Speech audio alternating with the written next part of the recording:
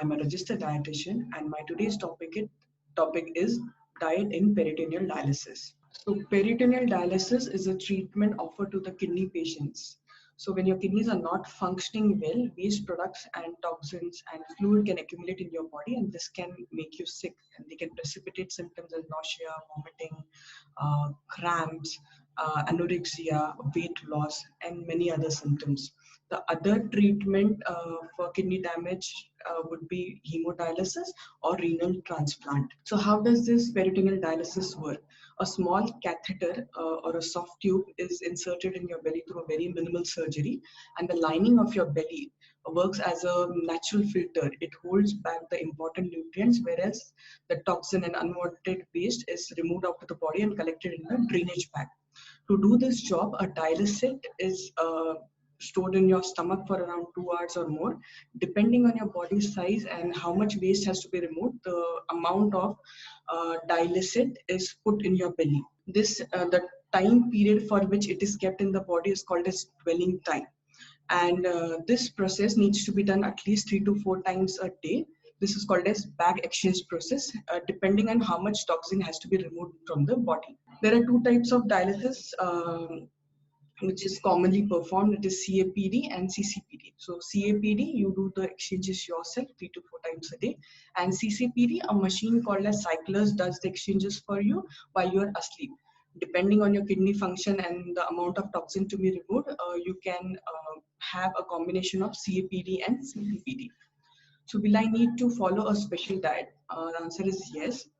See, kidneys are responsible to maintain a balance of nutrients and minerals in your body. Now that kidneys are damaged, they may not be able to do their functions well.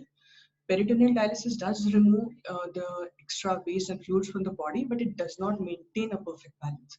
So getting the right amount of nutrients and balancing fluid is equally important as getting the right amount of dialysis. The eating pattern for dialysis, peritoneal dialysis is less strict than one for the hemodialysis, as peritoneal dialysis is performed every day and the time interval between two dialysis is very less. So the accumulation of toxins and waste product is very, very less. So let's start with calories first. Getting adequate calories is very important to avoid malnourishment. For a person with a normal BMI, the calorie requirement would go from 25 to 30 kilocalorie per kg ideal body weight. That means around 1500 to 1800 calories per day the person has to have. The dialysate which is used for dialysis is made of dextrose or sugar. So initially when you start with peritoneal dialysis, you may have the feeling of fullness and you might end up eating less calories. But as gradually you do peritoneal dialysis regularly, the body starts absorbing sugar from your body and you tend to weight gain. So understanding the calorie requirement is very important. And if you are following any special diet for diabetes or taking any medication, that doses of insulin or oral hypoglycemic drugs needs to be altered as well. So to maintain your calories, speak to your dietitian, understand the right amount for you, keep a diary of what you eat so that she can calculate and make changes according to your weight gain or weight loss. Check your weight regularly, understand your ideal body weight. So if you're losing too much of weight, that means you are eating less calories. So the calories need to be increased in your diet. If you are slowly gaining too much of weight, that means your intake is very high as compared to the recommended dietary allowance. So firstly, cut down the calorie intake and increase your physical activity. If you're gaining weight rapidly and it is accompanied by shortness of breath or BP or swelling, speak to your doctor immediately. This means it may be because of the fluid weight gain or maybe high salt intake. You need to cut down on the fluid what you drink, as well as the salt needs to be limited. This is very important nutrient, protein. See, protein is required for the wear and tear of the body, to fight immunity and take care of your body functions. And with the regular dialysis, peritoneal dialysis, your body loses around 6 to 12.5 grams of protein per 24 hours. To compensate with the protein loss, around 1.5 grams of protein per day is recommended. So that means for a 60 kg adult man, the protein requirement would be around 90 grams per day. 90, the figure may sound a little difficult to achieve, but with proper planning of high biological proteins and nutritional supplement, you can reach the desired intake. So these are the few sources which provide you with good amount of protein, egg whites, chicken, fish, supplement 100 gram paneer. Paneer is a good source of protein, and again, it is high source of phosphorus as well. So speak to your dietitian and understand how much protein or how much paneer can be taken in your meals. Potassium helps your nerves and muscles work the right way. With the regular dialysis, as the frequency of dialysis is very high in peritoneal dialysis, the clearance rate is very high. So your body may take out too much of potassium from the body. So generally with peritoneal dialysis, potassium restriction is not required unless you have hyperkalemia. So speak to your dietitian, understand what all sources can be included, how many portions of potassium rich foods can be taken in your diet. So these are high sources of potassium: green leafy vegetables, banana, soups, coffee, roots and tubers, and khajur. So this is a chart which is divided into three sections: green, yellow, and red. Green section has low to moderate amount of potassium-rich vegetables. Yellow is moderate to high, and red is very, very high. The figures mentioned in the bracket, for example, onion in the first section, green section, go ahead section, onion bracket 171. 171 gives you the potassium content of the vegetable per 100 gram. So likewise, other vegetables also, the potassium content is mentioned. Anything which is in the green zone, this is everyday vegetables, and like these are low to moderate amount of vegetables, can be taken regularly without any harm.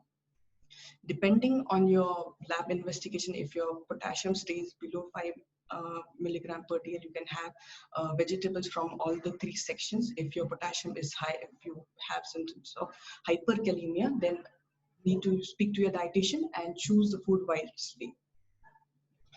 Phosphorus, unfortunately, the clearance of phosphorus is not very great in peritoneal dialysis, and your body may not able to remove all the phosphorus. So dietary restriction is very required, very much important in peritoneal dialysis as well. If you have high phosphorus, it will precipitate symptoms as itching, dry skin, or joint pain. Diet usually, see, when your phosphorus is very high, diet usually cannot control, only diet cannot control, so you need to complement it with a binders. Phosphorus binders can be taken. The time of the phosphorus binders is very important for its efficacy. It has to be taken with the meal for its maximum benefit. These are high sources of phosphorus: paneer, curd, khawa, milk, egg yolk, quinoa, liver. And mostly dairy products are very high sources of phosphorus. So you need to be very careful while including them in your meals. Sodium, again, an important nutrient. The allowance may differ with the type of dialysis, and if you're hypertensive, more sodium restriction would be required. In peritoneal dialysis, the sodium allowance is around 2500 mg to 4000 mg per day, but further it may be reduced if you have any symptoms like shortness of breath or maybe fluid weight gain is there, it needs to be further restricted. There are few foods which are high in sodium are table salt, pickle, papad, salty biscuits, canned foods. So these are few foods and the sodium content in it. So be a little careful while having this food, because if you end up eating more salt in your diet, the fluid accumulation would be high. Fluids, mostly people on peritoneal dialysis do not require any fluid restriction, as water loss is very high. Around 2 liters of fluid is lost during ultrafiltration.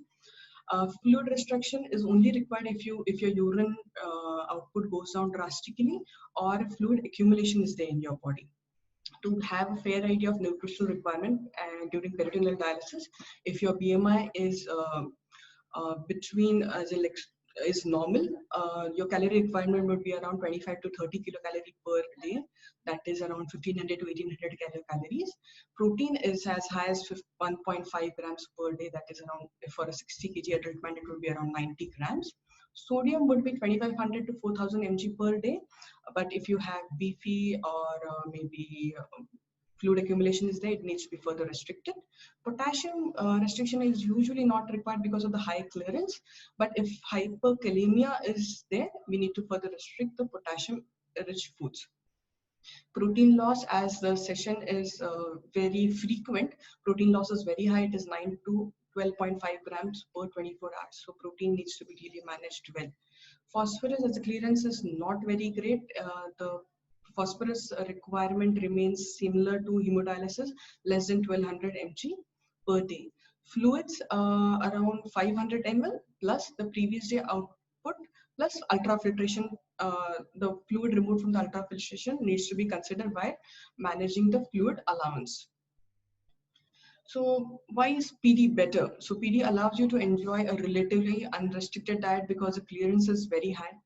You can have dialysis from home, you have flexible timing, you can cut down on the traveling time, you have less chances of the missed session. So that means the accumulation of waste toxin in the body is very, very less. It gives you the opportunity to spend more time with your family and participate in the other activities as well.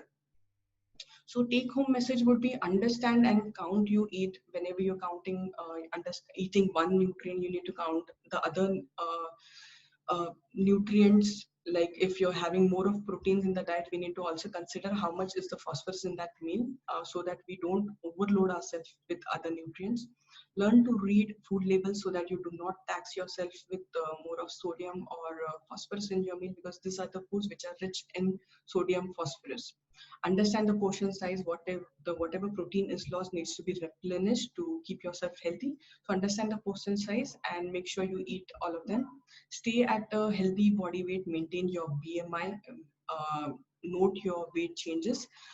If you're eating too much of calories, or if you are eating less calories, that can cause malnourishment. So maintain a healthy body weight. Eat enough calories to keep up with your daily tasks, and regular exercise is recommended. Take medicines correctly and prescribed by the doctor. Especially if you're taking phosphorus binders, the timings of the meals uh, has to be maintained for its efficiency.